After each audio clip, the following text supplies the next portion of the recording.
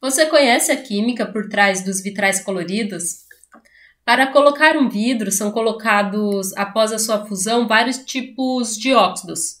Exemplo, o monóxido de cobalto, que é responsável pela coloração azul, óxido de ferro 3, responsável pela cor amarela, óxido de ferro 2, responsável pela coloração verde, e óxido de cobre 1, responsável pela coloração vermelha. Mas, afinal, o que são óxidos? Óxidos são compostos binários, o que significa somente 2 elementos em sua constituição, sendo que um deles é o oxigênio, e necessariamente o oxigênio precisa ser o elemento mais eletronegativo. Aqui está uma representação genérica e qualquer elemento da tabela periódica, com exceção do flúor. O F2, o fluoreto de oxigênio, ele não é um óxido. Se a gente observa a ordem de eletronegatividade, eu decorei ela como sendo Fon, cloro, Brisk, pH, a gente percebe que o flúor é o único elemento da tabela periódica que é mais eletronegativo que o oxigênio. Logo, esse E pode ser qualquer elemento da tabela, exceto o flúor.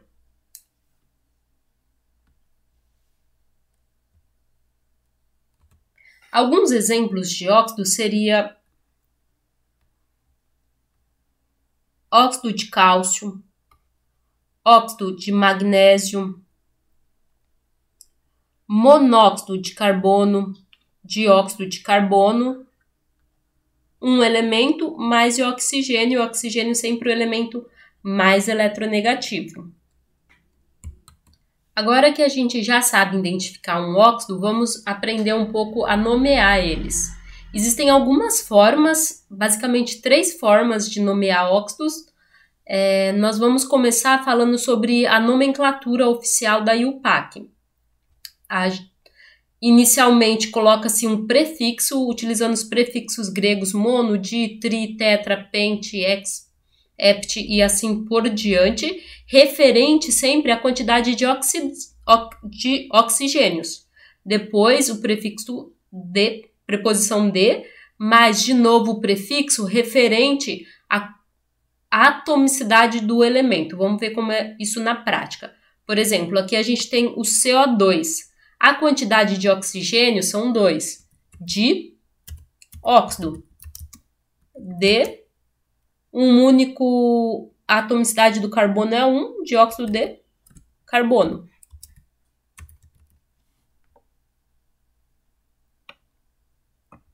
Vamos lá para o nosso segundo exemplo. Aqui a gente observa 3 oxigênios. Então, a gente vai por trióxido de enxofre. Trióxido de enxofre. 2 oxigênios de óxido de nitrogênio. E eu recomendo fortemente que você para um pouco o vídeo, se você já tiver entendido a lógica, e comece a nomear você. Um único oxigênio, monóxido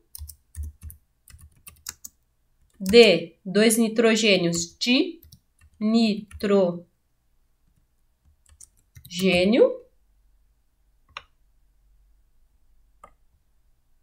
3 oxigênios, trióxido de 2 nitrogênio de nitrogênio.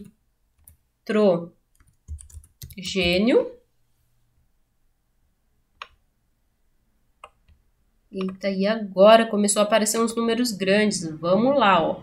5 tem tóxido de fósforo. Opa.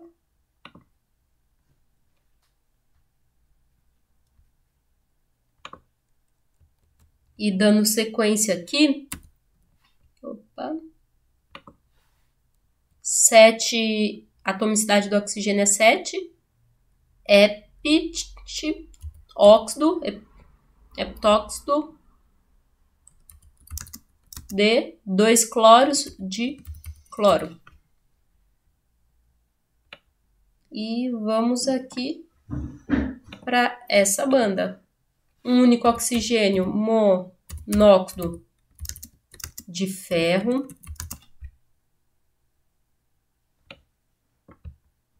Um único oxigênio, monóxido de chumbo.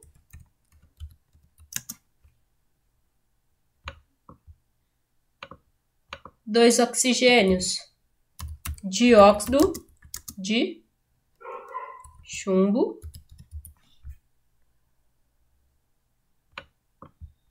Três oxigênios, trióxido de 2, atomicidade do ferro é 2, de ferro. Belezinha? E aí, você tentou? Você pausou o vídeo e tentou responder por você mesmo? É importante, praticar é muito importante. Como eu falei anteriormente, além da nomenclatura oficial da IUPAC, existem outras formas de nomear óxidos, que são as nomenclaturas usuais, utilizadas somente para óxidos metálicos, ok? Sempre que for um óxido covalente, você vai utilizar aquela nomenclatura da IUPAC. Para óxidos metálicos, existem outras opções. Por exemplo, para elementos que têm NOx fixo, por exemplo, todos da família 1A, 2A, a gente só vai falar a palavra óxido, e o nome de elemento. Aqui eu tenho óxido,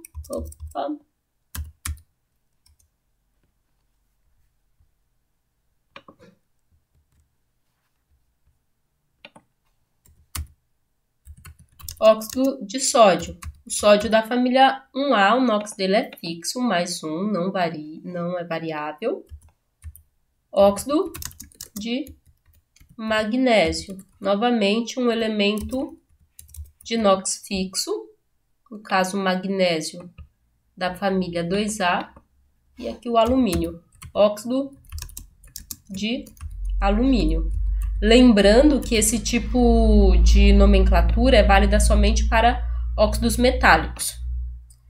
Agora, aqui nessa situação, existem uma série de elementos que o NOx não é fixo, geralmente lá os elementos de transição. Primeiro a gente vai calcular o NOx aqui do ferro e do cobre nesses dois compostos antes de nomeá-los. Eu separei uma outra tela para a gente fazer isso. Vamos começar aqui. Pelo FeO. O NOx do oxigênio, menos 2. O NOx do ferro, mais 2.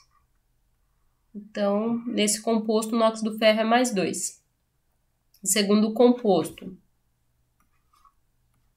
Fe2O3. A gente começa determinando o NOx do oxigênio, menos 2. A atomicidade dele é 3, multiplica por 3, aqui dá menos 6.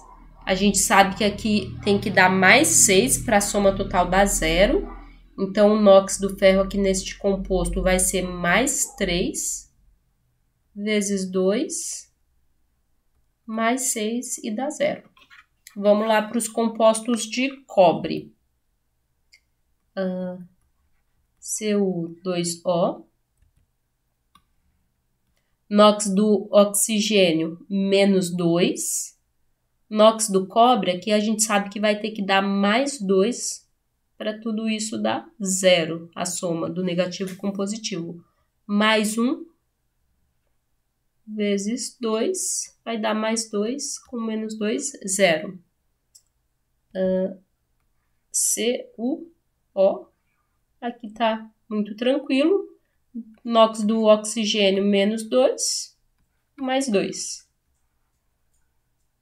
Então, aqui, ó, vou até grifar de verde o NOx dos elementos que a gente tem interesse, ó.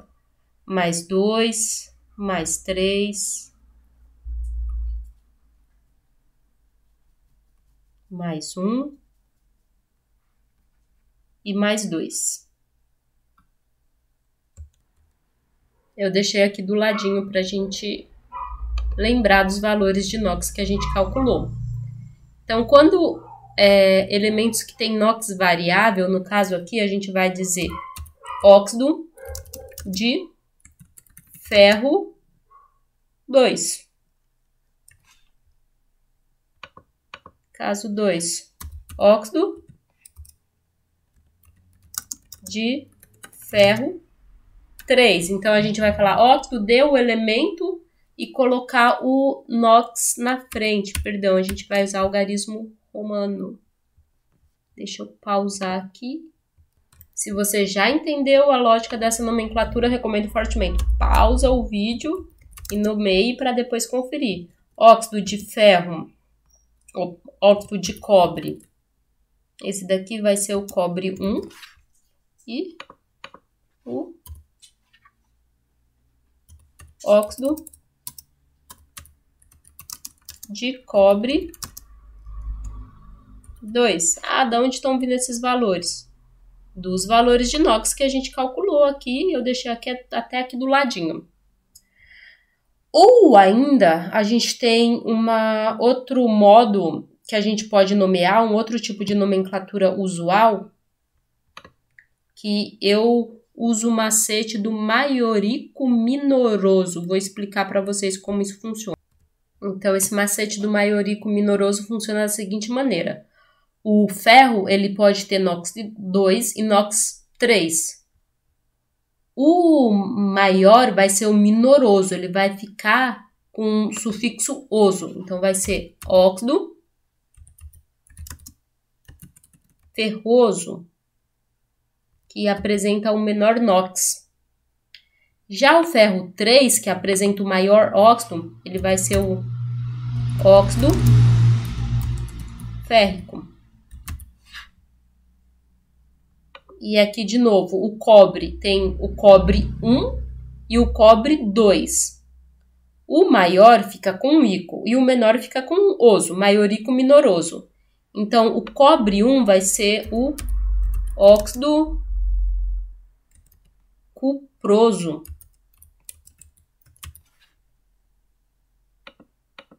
O cobre 2 vai ser o óxido cúprico. Belezinha? Lembrando que esse tipo de nomenclatura só é válida para óxidos metálicos. Beleza? Eu gravei um outro videozinho aqui para vocês para falar um pouco sobre classificação de óxidos. Nesse vídeo eu vou assoprar dentro de uma solução com extrato de repolho, de repolho roxo.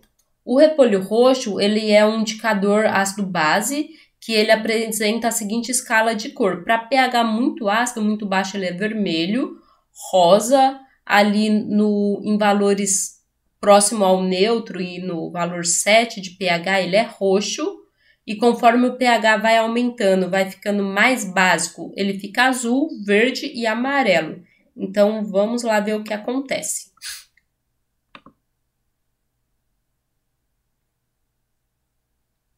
Então, inicialmente a solução estava roxinha, bem clarinha. Eu adicionei hidróxido de sódio, que é uma base. Agitei, ela fica com um tom esverdeado. No vídeo não pegou muito bem esse tom verde. E comecei a assoprar. Assoprar, assoprar, assoprar. Quando eu estou assoprando, eu estou adicionando CO2, dióxido de carbono, nessa solução. E se vocês perceberem aqui, ó, a coloração dela já voltou a ser roxa. Assoprei mais, ela vai ficar por aí mesmo no pH neutro, levemente ácido.